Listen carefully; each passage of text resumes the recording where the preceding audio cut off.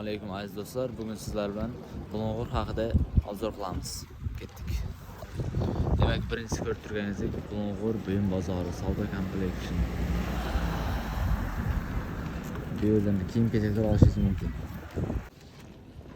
Hamma narsa olsangiz bo'ladi. Bu G'ulomjon supermarketi. Oldida qorningiz och bo'lsa, somsaxona ham bor. Vodiy somsalari arzon va sifatli.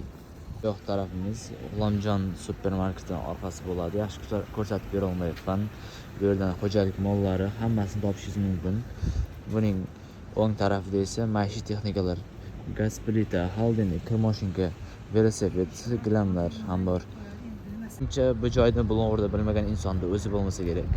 Ona haykal. Bulung'urning yuragi bo'ladi, aynan mana shu yer. Bu yoq endi Foiz Yo'ldosh o'g'li haykali. Bu yerda biz qatori oddiy insonlar o'zini nafasini oshirish maqsadida skameykalarda dam oladi.